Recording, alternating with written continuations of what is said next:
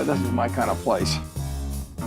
I think it's a lot of fun when you can have a product like a See's candy or Coca-Cola, whatever.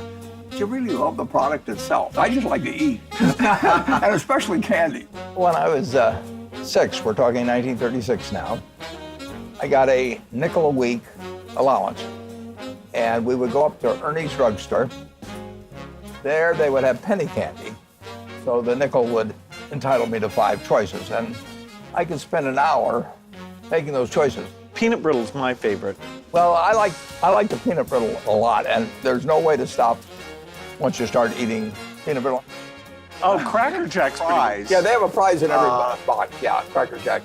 And that's one of those things where they managed to get the salt and the sugar mix where you just keep eating because it's salty and sugary. Yeah, I got addicted to these kind of things. And Whoppers I love. I mean, I can eat those. And Milk Duds. Milk Duds we used to. How about dark chocolate? What do you think of that? Well, I like almost everything. just offer it to me and find out. This is unbelievable. Oh, I claim to be pretty good at pinball. I bought a machine for $25 in 1946. Built a small empire out of it. It was the best business I was ever in. I peaked very early in my business career. It's been all downhill ever since.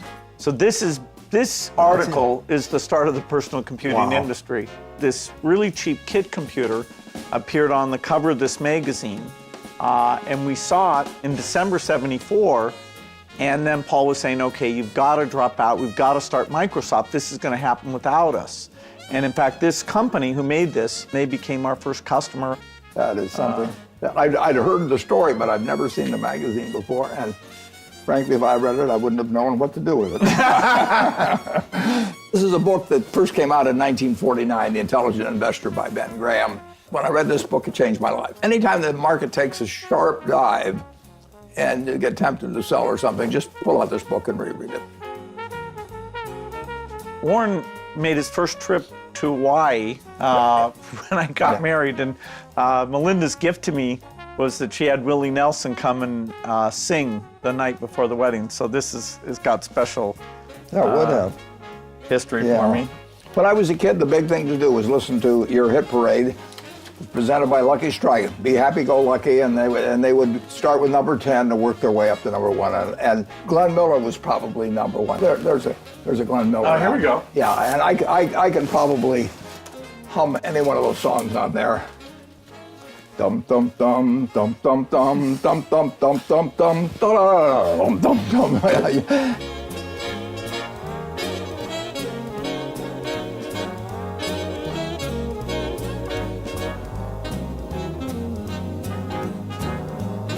I'll take the whole place. Let's just get it all.